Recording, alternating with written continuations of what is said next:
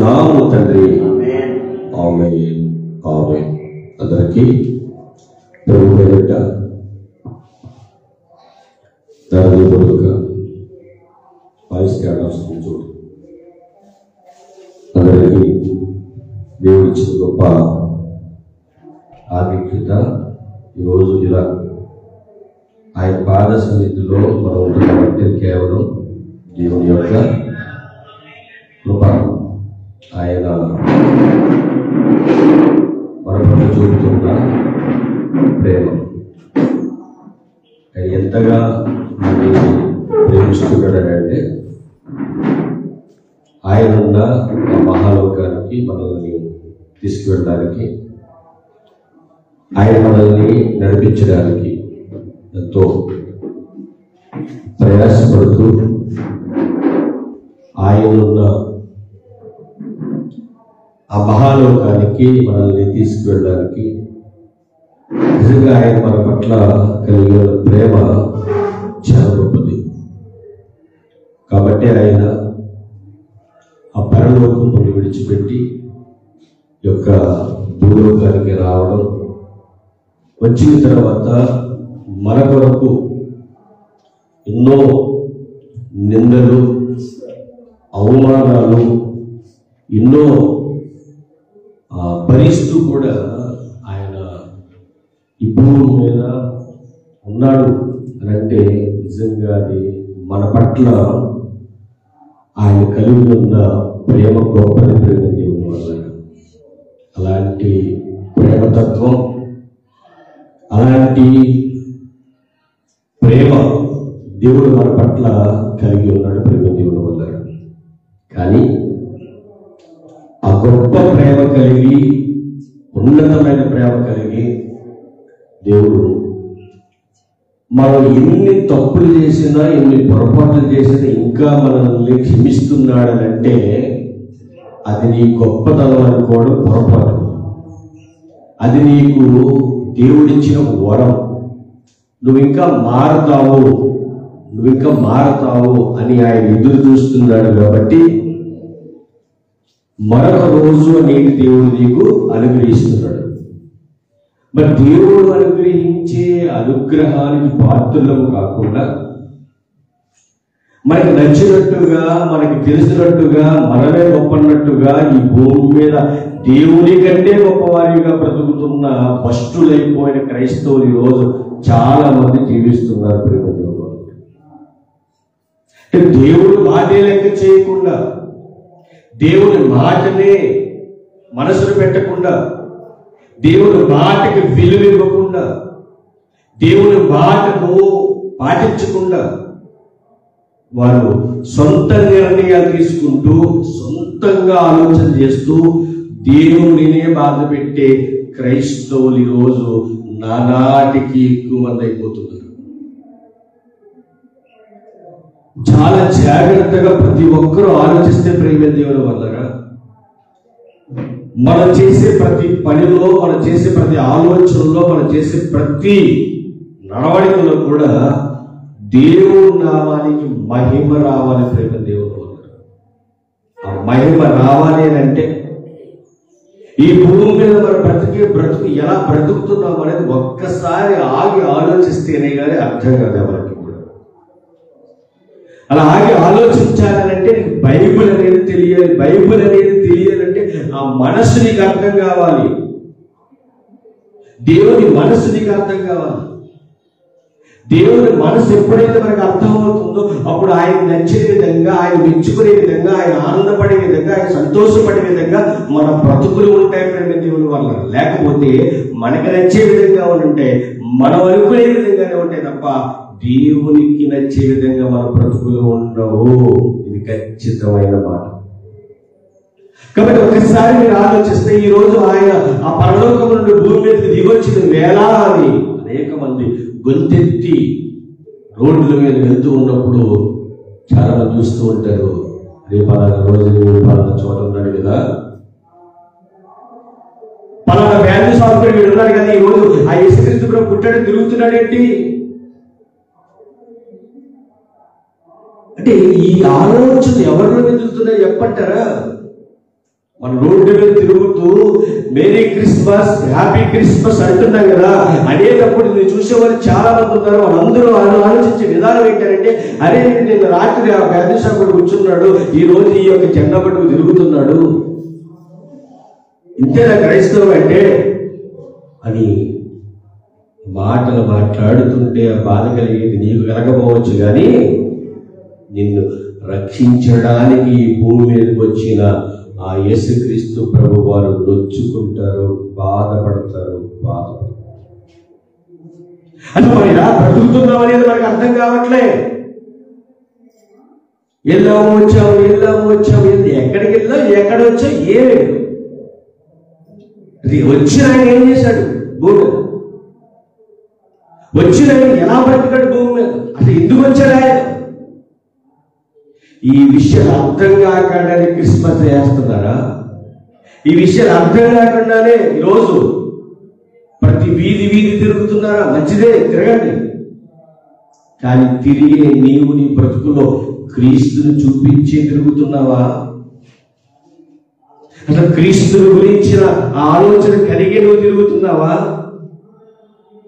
ఒక మాట నువ్వు మాట్లాడేవనంటే ఆ మాట నువ్వు మాట్లాడేటప్పుడు నీ బ్రతుకులో నువ్వు చూపిస్తున్నావా? ఇన్ని ఆలోచించి అప్పుడు యేసుక్రీస్తు ప్రభువారిని ప్రకటించాలి. యేసుక్రీస్తు ప్రభువారిని చెప్పాలంటే అర్హత కావాలి. ఏ అర్హత ఉందని చెప్తున్నావు, ఏ అర్హత ఉందని ప్రకటిస్తున్నావు? అడుగుతున్నాడు దేవుడు. నువ్వు చెబుతున్నావు, నీ బ్రతుకులు చూపిస్తున్నావు అని. ఈరోజు అందరూ అడుగుతున్నాడు దేవుడు, నువ్వు చూపిస్తున్నావా, బ్రతుకుతున్నావా? చెబుతున్నావు కానీ అంటే సమాధానం ఏముంది మన దగ్గర? ఆలోచించదు ఒకసారి. ప్రేమ దేవుడు వల్ల అర్థం కావాల్సిన విషయం ఏంటంటే, యేసుక్రీస్తు ప్రభు వారు రావడానికి గల కారణాలు ఏంటి? ఆయన ఎందుకు వచ్చినాడు? వచ్చిన ఆయన ఏం చేసి వెళ్ళాడు? చేయడానికి గల కారణాలు ఏంటి? ఇవి తిరిగితేనే బైబిల్లో ఉన్న మనసు మనకు అర్థమవుతుంది. ఈరోజు ఆనందం, ఈరోజు సంతోషం, ఈరోజు హ్యాపీ. అవును, ఎవరికి? నీకు 1 గంట 2 గంటలు కాదు, దేవునికి ఆనందంగా ఉంటుంది. అంటే నువ్వు ఆయన ఆనందపరిచే విధంగా బ్రతకాలన్నమాట. మరి ఆయన ఆనందపరిచే విధంగా బ్రతకాలంటే ఏం చేయాలి? అది ఏమని బ్రతకమంటున్నాడు మనల్ని?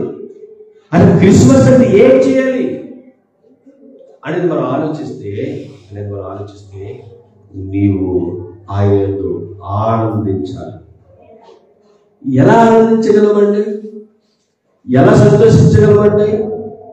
ఎలా మేము హృదయపూర్వకంగా దేవుని దగ్గర ఉండగలమండి అని ఒకవేళ మనం ఆలోచించామనుకోండి, ప్రేమ దేవుని వల్ల దేవుడు అనేకమైన విషయాలు ఈరోజు మనతో మాట్లాడబోతున్నాడు.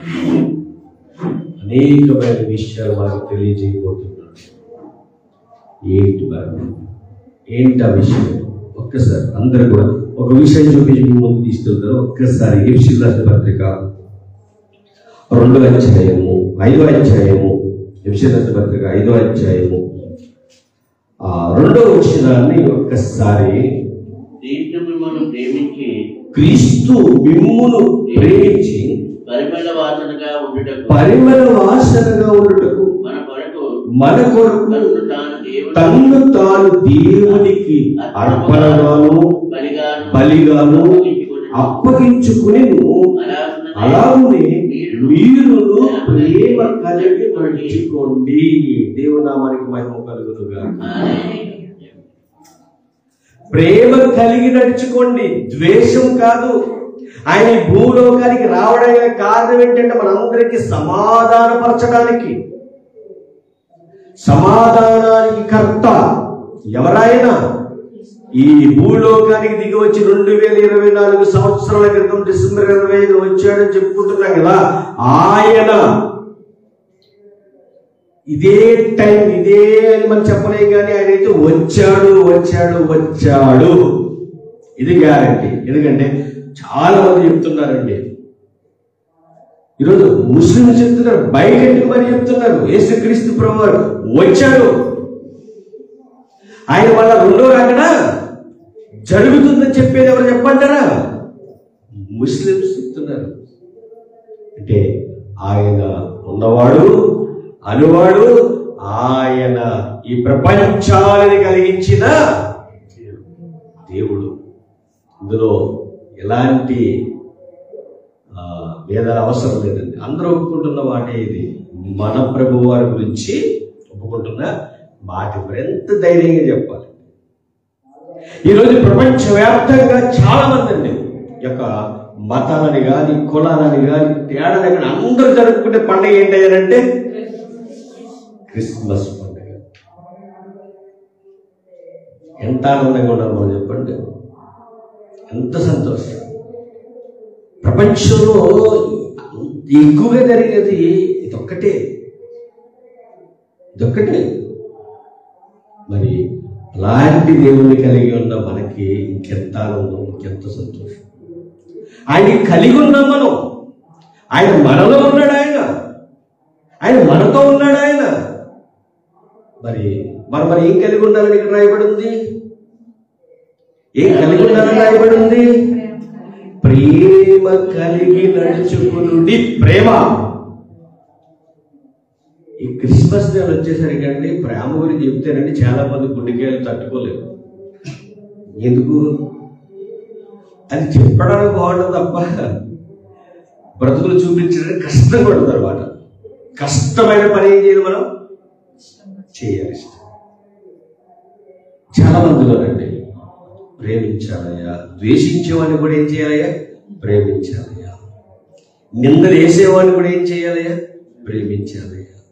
అందరి పట్ల ప్రేమ కలిగి ఉండాలయ్యా. మేము ఉండలేమండి.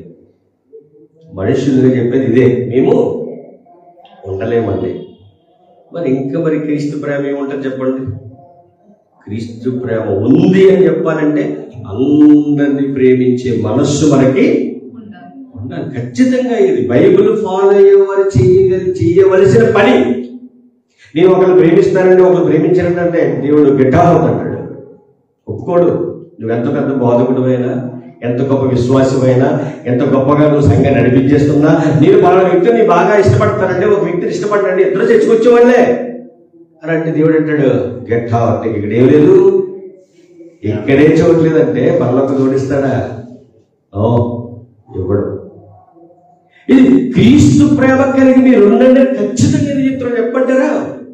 పరలోకంలో మీకు స్థానం కావాలి అని అంటే ఏం చేయాలంట? ప్రేమించండి. ప్రేమ కలిగి ఉండుడి. తర్వాత చెప్తున్న మీలో జారత్వమే గాని ఏ విధమైన అపవిత్రతయే గాని లోభత్వమే గాని వీటి పేరైనను ఎత్తకూడదు. పేరే ఎత్తకూడదు అంటున్నాడట. చూడండి ఎంత ఖచ్చితత్వంగా చెప్తున్నాడు. అడుగుతున్నా, మరి రోజు చాలా చోట్ల నేను చూశాను, చాలా మంది తిరుగుతూ ఉంటారు. ఏమనుకోవద్దు. మరి ఇవేమైనా నీలో లేకుండా జాగ్రత్త పడ్డారా? వాళ్ళకి డౌటే, తిరిగిన వాళ్ళకి డౌటేనండి. వాళ్ళని విమర్శించట్లేదు, విధానం చెప్తున్నారు. తిరిగిన దానికి ప్రతిఫలం ఉండాలి అక్కడ చెప్తాడు. మరి ఏం చేసినా ఏముండాలి? లాభం ఉండాలి. అది కూడా ఆత్మీయ లాభం ఉండాలి. ఆత్మీయ లాభం లేకపోతే నువ్వు ఇది చేసిన వ్యర్థమే అంటున్నాడు. బాధకరమైన విషయం ఏంటంటే బళ్ళుకి సైలెన్సర్లు తీసి తిరుగుతున్నాడు. ఎందుకు? సౌండ్ ఎలా రావాలి? దేవుడు ఇష్టపడతాడు అంటే దాన్ని. మరి ఎందుకు చేస్తున్నారా అంటే ఏమన్నాడు. మరి పాస్టర్ గారు చెప్పారంటే చెప్తే పాస్టర్ గారికి ఏమేమరట? మీరు పాస్టర్ గారు ఏమన్నాడు? ఎలా ఉండాలి? తప్పదు. దేవుడు ఒప్పుకుంటాడా? పొద్దున్న చూస్తేనండి వచ్చే సౌండ్లు మన ఊర్లో నేను పట్టించుకోలేదు, కానీ వేరే ఊరు వెళ్తే అక్కడ నిజంగా వచ్చినప్పుడు నేనైతే ఎవరుంటే ఆ విషయం చెప్పేస్తానేమో, ఎందుకంటే నాకు దాచుకోలేను. తర్వాత నా మీద నిందలు ఉంటే అవమానాలు ఉంటే దాన్ని కూడా పక్కన పెడదాం. కానీ ఎంత బాధ కలిగిందంటే నాకు ఉదయం వాక్యం చెప్పుకుంటేనట్లే డీజీ సౌండ్లు పెట్టి, మీరు చూసారా లేదా మొన్న సంబరాల్లో పెట్టారు కదా వారు, ఆ ఎదురు ఈదికెళ్తే ఇది మైంగా ఆపేసి వాళ్ళ సౌండ్ పెడితే పక్కింట్లో సామాన్ పడిపోయారు అనమాట. అంటే అంత సౌండ్ పెడతారు. దానికి ఏ మాత్రం తీసిపోకుండా ఎవరు పెట్టారు ఇవాళ? క్రైస్తవులు పెట్టారు. దేవుడు ఇష్టపడతాడా అంటే దేవునికి నచ్చని పనులు ఏకంగా జరిగిపోతున్నాయి. ఏకంగా ఆ బాధ మనకే బాధ నిజంగా. అంటే మన సత్యవాక్యంలో ఉండేటువంటి చూడడానికి వెళ్ళాం, కానీ మనం ఏం చేస్తాం? అది ఎవరు తిరుగుతున్నారు ఏంటి అని చెప్పేసి మనమే ముందు వెళ్ళిపోయా కూర్చుంటాం, రోడ్డు మీద కూర్చుంటాం. రోడ్డు మీద వెళ్తున్నారు చూసి ఆనందపడిపోతుంటాం. నువ్వు ఆనందపడ్డావు, దేవుడు ఆనందపడతాడు. ఆ విషయం గురించి చెప్పండి ఒకసారి. అప్పుడు ఎందుకు నిప్పినది? మనకి సరదా, మనకి కూడా సరదాయే. అలా వెళ్తుంటే చూడడం మనకి సరదా. అయ్యో అని ఇలా తయారయ్యారు ఏంటంటే వాళ్ళ గురించి ఒక్కసారి లోన గదిలోకి వెళ్ళి ప్రార్థన చేస్తారంటారా? అబ్బే ఎన్ని బళ్ళు వెళ్ళి, ఎన్ని ఆటోలు వెళ్ళి, ఎంతమంది ఎక్కారు, ఎవరెవరు వెళ్ళారు ఏంటంటే అడుగుతున్నారు. ఇప్పుడు చేసేవాళ్ళతో చూసేవాళ్ళు కూడా ఏం చేసినట్టు? తప్పు చేసినట్లే దేవుడి దృష్టిలో. ఆ టైంలో నువ్వు వచ్చి ఏం చేయాలి? ప్రార్థన చేయగలిగా పక్కొచ్చి లేదు, ఏకీభవిస్తున్నావు వాళ్ళతో పాటు. మనం కూడా ఏం చేస్తున్నమాట? ఏకీభవిస్తున్నాం. మళ్ళా ఏమన్నానంటే మేము దేవుని సంబంధులం. ఎస్, దేవుడి సంబంధివే, కానీ దేవుడు అంటున్నాడు నువ్వు నా సంబంధివి కాదు. ప్రేమ ఉండాలి, ప్రేమ ఉండాలి. తర్వాత కిందకు వచ్చేసరికి అన్న మాట ఏంటది? మీలో జారత్వమే గాని ఏ విధమైన అపవిత్రతయే గాని. ఇప్పుడు అపవిత్రత అంటే వేరేగా తెలుసుకుంటారేమో కాదు. దేవుడికి నచ్చని పని చేస్తాడని ఏమన్నాడు? పాపం అన్నాడు. అంటే పాపం అంటే ఏంటి? అపవిత్రతయే గాని, లోభత్వమే గాని వీటి పేరైనా ఎత్తకూడదు. ఇదే పరిశుద్ధులకు తగినది. అవును, మనం అందరూ ఎవరో చెప్పండి. ఇప్పుడు రక్షణ పొందిన వారు పరిశుద్ధులవా పాపాత్ములవా? ఒప్పుకోండి, పరిశుద్ధులం మనం. ఇప్పుడు పరిశుద్ధులకు ఏం తగ్గదట? ఇవి తగదు. ఏమి తగ్గదు? జారత్వం గాని, అపవిత్రత గాని, తర్వాత లోభత్వమే గాని పేరైనా ఎత్తకూడదట. పేరైనా ఎత్తకూడదట. మనం దేనికి ఇష్టపడుతున్నావు? వాళ్ళ పేలిచ్చాడు పొద్దుట తారాజులు వేసారండి. ఎందుకు వేసారు? డబ్బులు కాల్చారు. నా లెక్క అయితే ఒక్కొక్కటి 30 రూపాయలు ఉంటుంది. అది లేనోడికి పోవడం క్రిస్మస్ కదా, లేనోడికి భోజనం పెట్టచ్చుగా. అందులో కిక్ ఏముందండి? కిక్ అంటే ఎందులో ఉందట? జోలేడులో ఉంటుందట. మన క్రైస్తవులు 100 మంది వేసేస్తారు జోలు కూడా. వద్దులేసింది క్రైస్తవులు అనుకోండి. ఏంటి అది దేవుడికి ఇష్టమని అడుగుతున్నాను నేను. మరి దేవుడికి ఇష్టం అనేది నువ్వు ఎందుకు చేసింది? దేవుడి పని చేస్తున్నావు, దేవుడి పని చేస్తున్నావు, ఎగిరి పడుతున్నావు.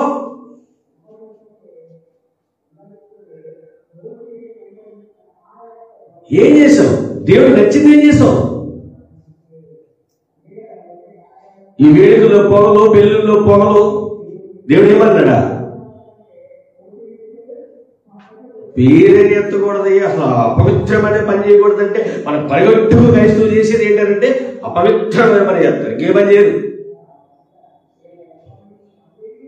దేవుడికి నచ్చని పనులు చేసేవారి రోజు చాలా మంది కోకొల్లలుగా అయిపోయారు. ప్రేమ దేవుడు బాధపడుతున్నాడు. ఈరోజు క్రిస్మస్ ఆనందం మనకు ఉంది, కానీ మన ద్వారా ఎవరికి రావాలి ఆనందం? దేవునికి రావాలి కదండి. అది రావాలని నేను ప్రయాసపడుతున్నాను. ఎంతమంది ఏమనుకున్నారో పర్లేదు, కానీ మనకు మహిమ గల క్రీస్తు ప్రార్థన మందిరంలో ఉన్నవారు దేవుడికి మహిమ తెచ్చే విధంగానే బ్రతకాలి. అలా బ్రతకడానికి నిర్ణయించుకున్నప్పుడు కొన్ని అపవాదిగాడు ఏదేదో వెళ్ళ ఇయ్యాలని చూస్తూ ఉంటాడు, కానీ భయపడకూడదు. ఇలాంటివి పేరైన నువ్వు ఎత్తకూడదు. ఇది పరిశుద్ధులకు తగినది, పరిశుద్ధులకు తగినది. తర్వాత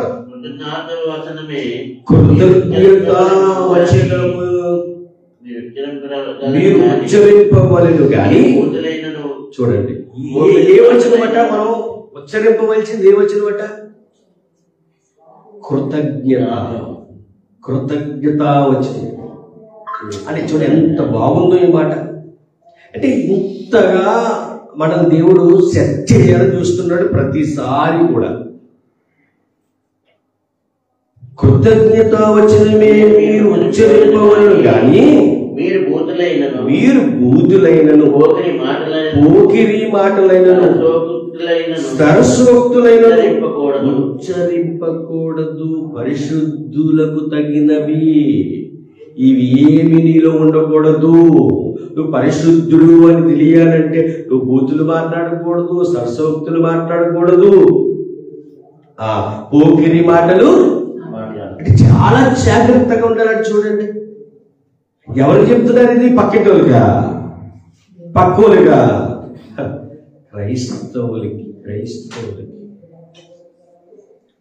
క్రైస్తవులకి చెప్పాలి ప్రేమ దేవుని వల్ల.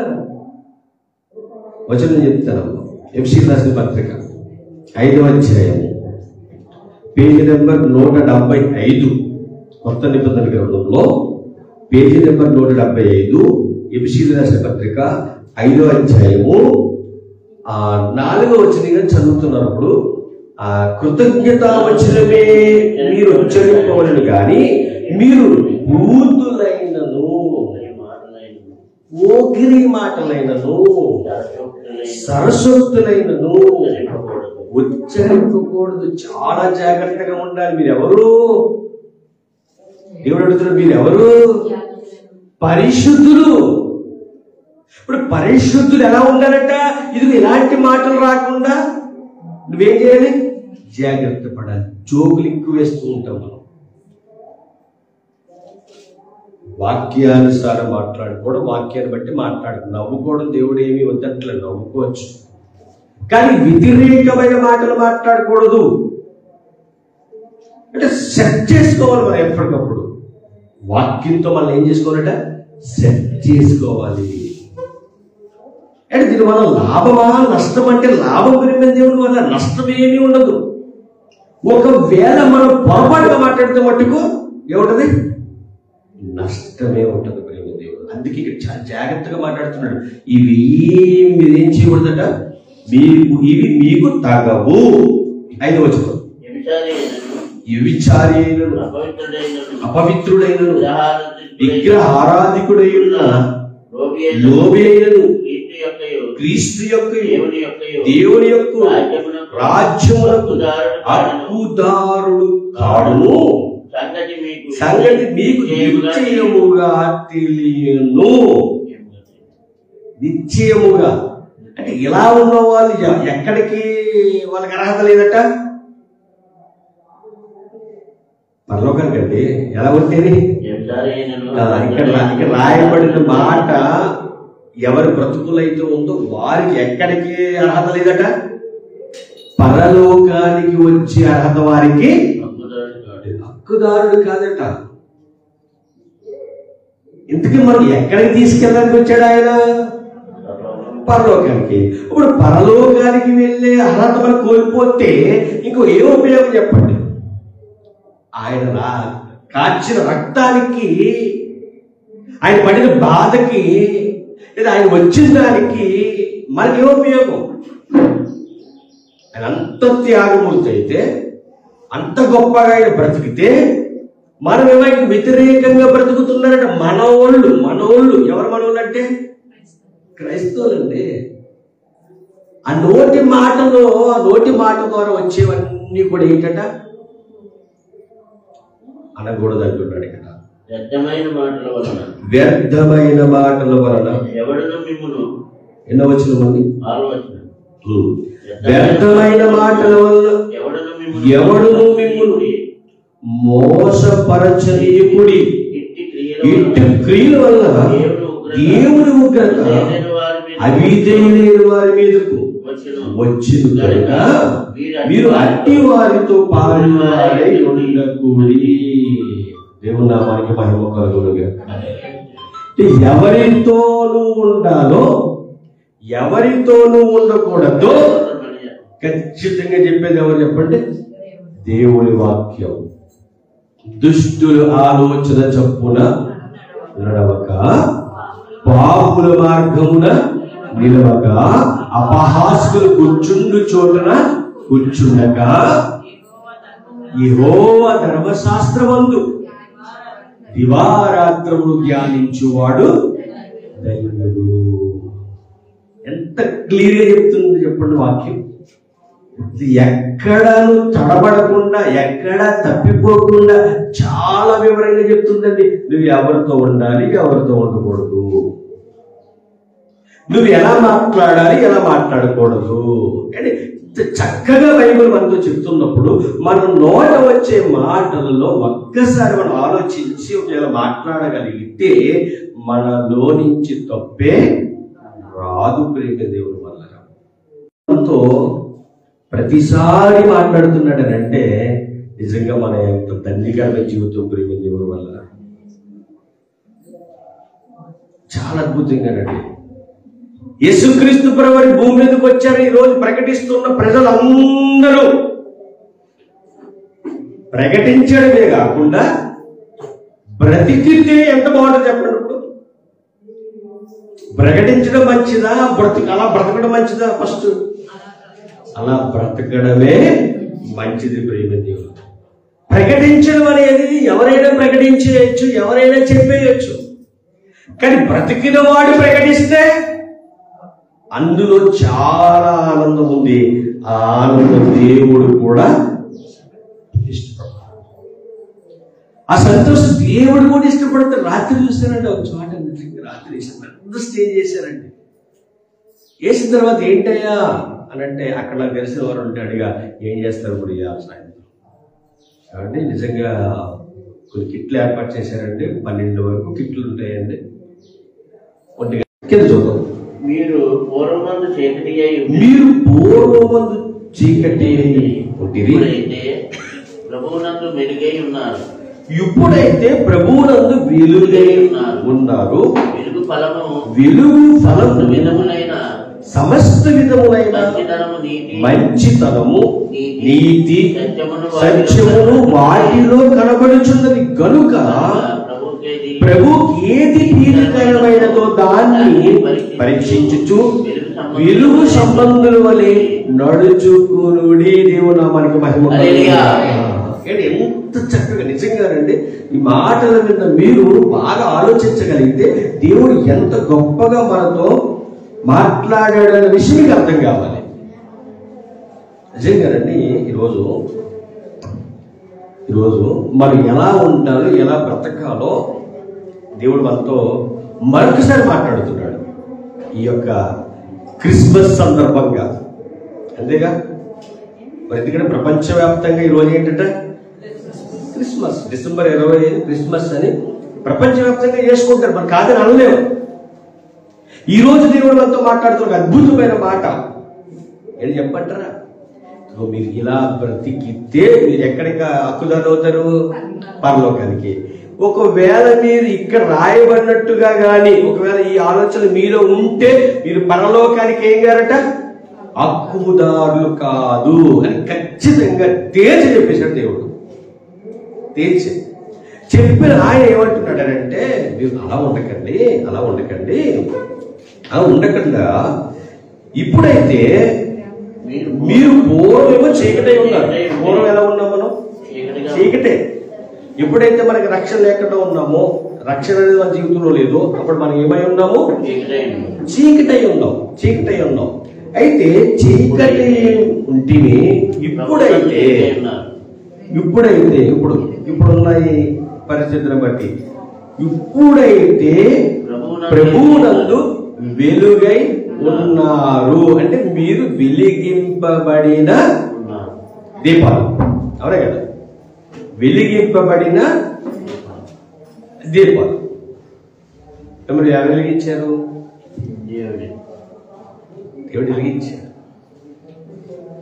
దేవుడు వెలిగించాడు కాబట్టి మనము వెలిగై ఉన్న దీపాలము. ఏమండి? ప్రభువు యందు వెలుగై ఉన్నాము. వెలుగు ఫలము సమస్త విధములైన మంచితనం. నీతి.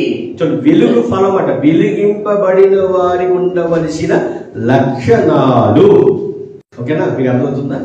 వెలిగింపబడిన వారికి ఉండవలసిన లక్షణాలు గుర్తుపెట్టుకోండి. ఎందుకంటే ఇవి లేకుండా నువ్వు వెలిగింపబడ్డావు అన్నదానికి అర్థం అయితే ఉండదు. ఇలా ఉంటే, ఈ లక్షణాలు ఉంటే నువ్వు ఏం చేయబడ్డావట? పడ్డదాని అవుతావు, పడ్డవాడు అవుతావు. ఏంటింతకి అని మనం ఆలోచిస్తే, వెలుగు ఫలము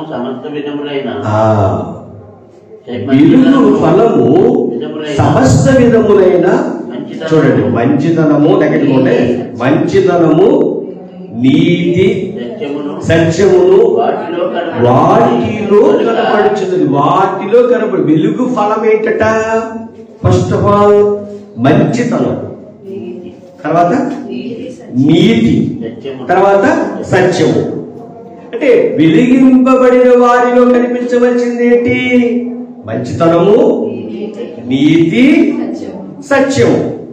మంచితనం, నీతి, సత్యం అంటే జాలి కలిగిన మనస్సు.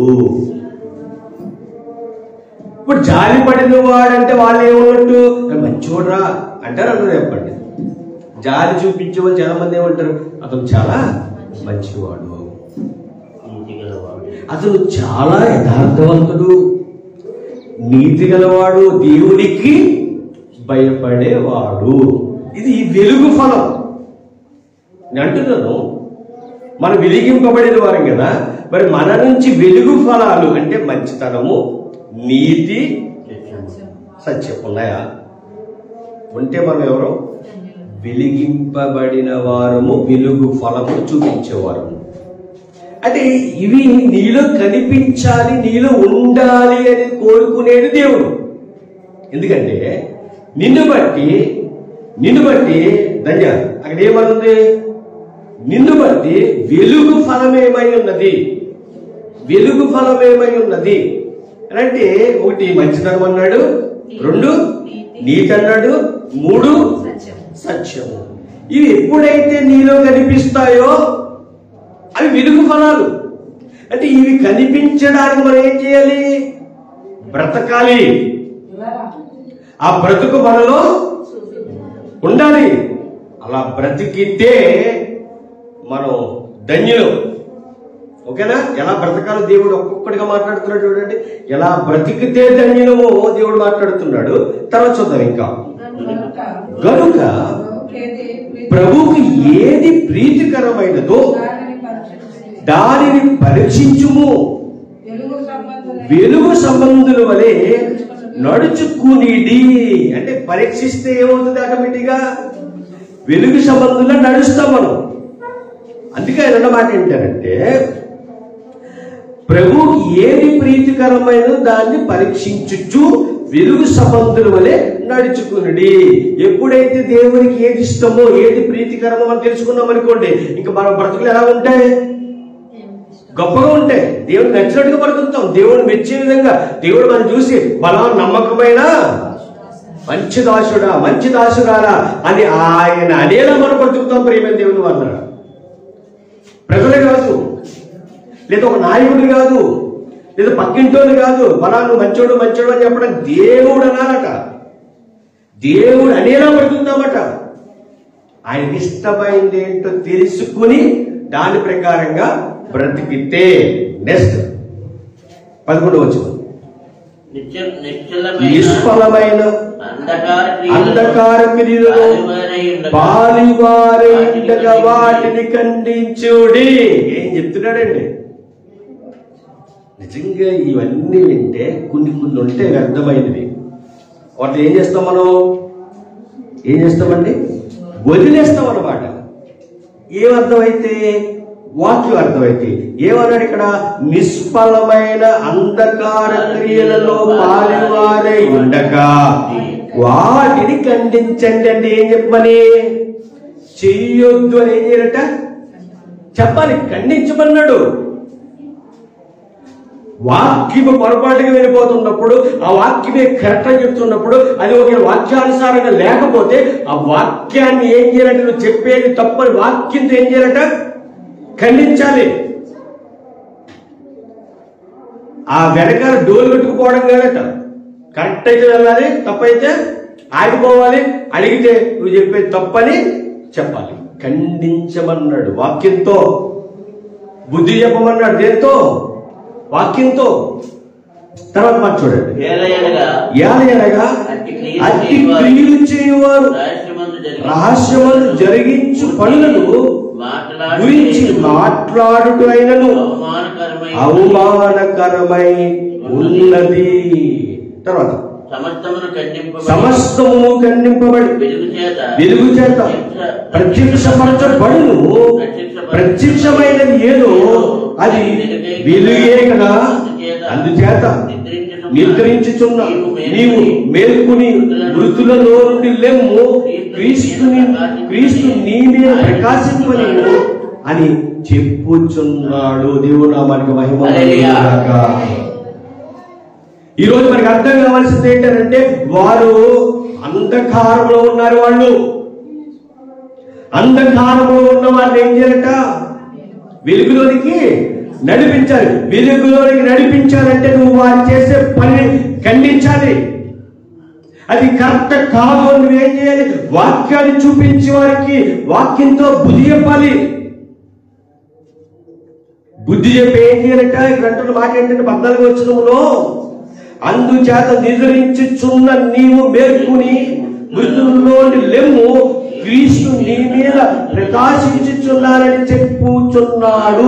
ఆయన ప్రకాశించుచున్నాడు. ప్రేమ దేవుడు వల్ల ఇక నువ్వు చీకటిలో వద్దు, నువ్వు ఎక్కడ ఉండాలట? వెలుగులో ఉండాలి. ప్రేమ దేవుడు వల్ల అట్టి వెలుగు మనకి చాలా అవసరం. ప్రేమ దేవుడు వల్ల చాలా అవసరం.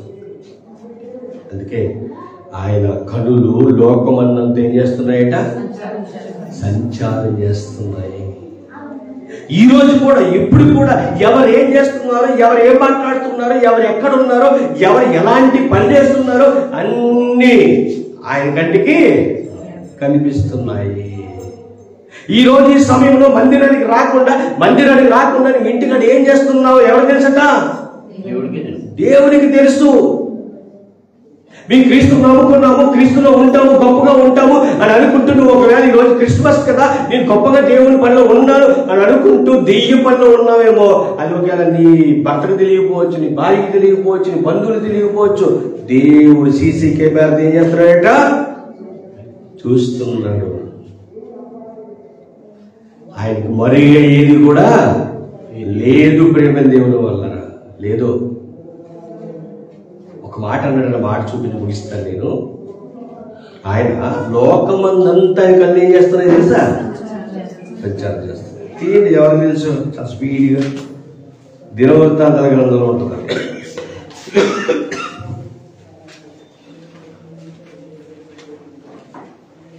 దినవృత్తాంతాల చాలాసార్లు చూపిస్తాను ఆ మాట నేను. దినవృత్తాంతాల మొదటి గ్రంథం అనుకుంటా.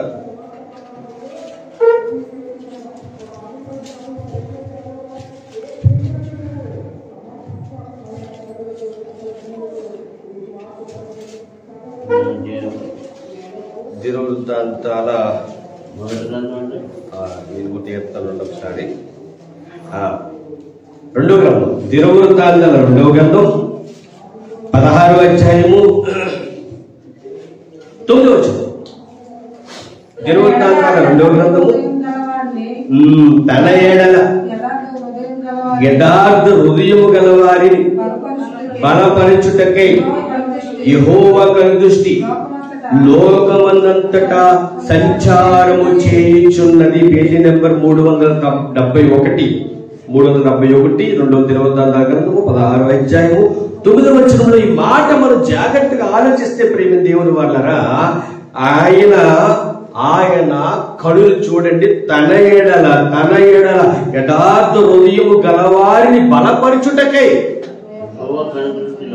యెహోవా కనుదృష్టి లోకమందంతటా సంచారము చేయుచున్నది. లోకమందంతటా సంచారం చేస్తుందంటే తన ఎడల భయభక్తులు కలిగి వారిని బలపరచుటకు, ప్లస్ ఎవరైతే ఆయనను పట్టించుకోరో వారికి ఏం జరుగుతుందో కింద చెప్తున్నాడు చూడండి.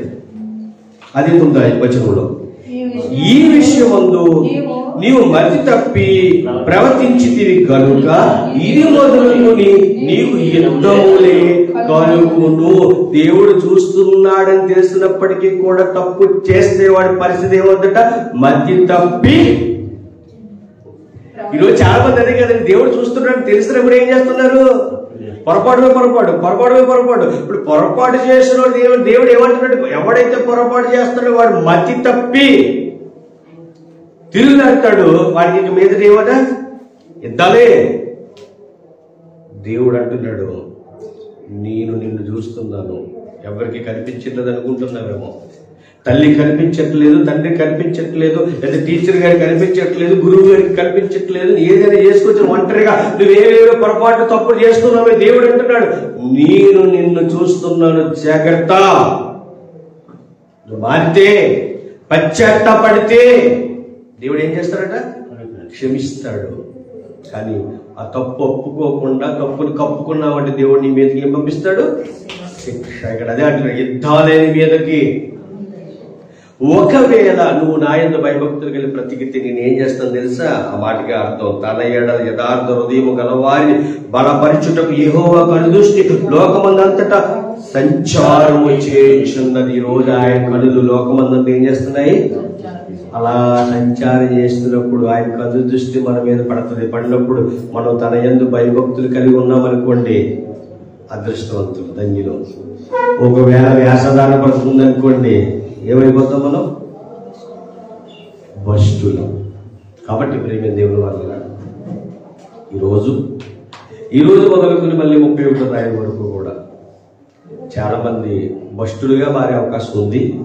కాబట్టి అలా కాకుండా వారు తెలుసుకుని భ్రష్టత్వంలోకి వెళ్ళిపోకుండా నీతి న్యాయాలతో దేవునికి ఇష్టమైన పని చేస్తూ దేవుణ్ణి ఆనందపెట్టే పిల్లలుగా చాలా మంది యవనస్తులైన టైంలో పాడైపోయేది.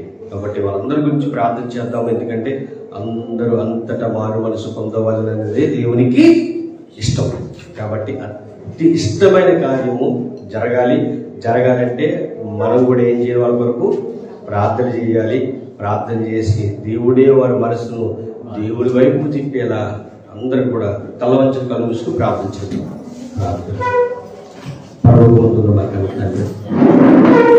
ఈ పరిశుద్ధమైన ఘనమైన శ్రేష్టమైన నామములకు స్తుతులు స్తోత్రములు. నిజమే నాయన, ఈరోజు మీరు మాతో మాట్లాడారు. నిజమే నాయన, ఈ లోకంలో ఆనందాలని, లోకంలో సంతోషాలని నీకు వ్యతిరేకంగా బ్రతికేవారు చాలా మంది ఉన్నారు తండ్రి. అలా కాకుండా తండ్రి నిన్ను ఆనందపెట్టే బిడ్డలుగా, నీకు సంతోషపెట్టే బిడ్డలుగా నాయన ఈ లోకంలో ఉన్న బిడ్డలంతా ఉండడములైతే మీరే సహాయం దయచి. ఇందులో నాయన తన ఏడ యథార్థ హృదయం కలిగి ఎవరైతే ఉన్నారో అని లోకమందంతా నీ కన్నులు సంచారం చేస్తున్నాయి. ఈ కన్నులు సంచారం చేస్తున్నాయి కనుక ఆయన మీరు మమ్మల్ని చూస్తున్నారు కనుక నీకు నచ్చే విధంగా, నువ్వు ఇష్టపడే విధంగా మా బ్రతుకులను మేము ఉంచుకోవడానికి అయితే మీరు సహాయం దయచేయమని ప్రార్థిస్తూ ప్రాధాన్యపడుతున్నాం. అలాగే మరి ముఖ్యంగా నాయన తండ్రి ఈ రోజు నుంచి నాయన బిడ్డలు ఆయన 31 వరకు కూడా తండ్రి చాలా మంది యవనస్తులు తండ్రి ఈ పని చేయాలనుకుంటే ఆ పనిని యథార్థంగా చేయడం అయితే మీరే సహాయం దయచేయండి. భయంలో క్రీస్తు ప్రార్థనా మందిరంలో ఉన్న తండ్రి పసిబిడ్డలు జ్ఞాపకం చేసుకోండి, వారికి ఆరోగ్యం ఇవ్వండి. యవ్వనస్తులను జ్ఞాపకం చేసుకోండి, ఏ చెడు వ్యసనాల వైపు వెళ్లకుండా మీరు వారికి కాపాడండి తండ్రి. అలాగే నాయన నడి వయసు గల వారిని జ్ఞాపకం చేసుకోండి, వారికి ఆరోగ్యములు బలం ఇవ్వండి. వృద్ధులు జ్ఞాపకం చేసుకోండి, వారికి ఆరోగ్యం ఇచ్చి బలం ఇచ్చి శక్తినిచ్చి మీరు ముందుకి నడిపించమని ప్రార్థిస్తూ ప్రాధాన్యపడుతూ దేవా అనారోగ్యంతో బాధపడుతున్న బిడ్డలు కూడా చాలా మంది ఉన్నారు తండ్రి. వారి కొరకు కూడా ప్రార్థిస్తూ ఉన్నాము తండ్రి. నాయన చీకటిలో పాపంలో పడిపోయిన వారు కూడా చాలా మంది ఉన్నారు తండ్రి. వారి గురించి కూడా ప్రార్థన చేస్తున్నాను తండ్రి. అందరికి ఆరోగ్యం ఇచ్చి బలం ఇచ్చి శక్తినిచ్చి మీరు ముందుకి నడిపించమని మా కొరకు రాని ఉన్న యేసుక్రీస్తు వారి పుణ్య నామమున ఈ ప్రార్థన మనం అడిగి వేడుకొనిచున్నాము తండ్రి. ఆమేన్ ఆమేన్. యేసుక్రీస్తు ప్రభు వారి కృపయు పరిశుద్ధాత్ముల సహవాసము ఎప్పుడు ఎల్లప్పుడూ సదాకాలము తోడై నడిపించును గాక. ఆమేన్.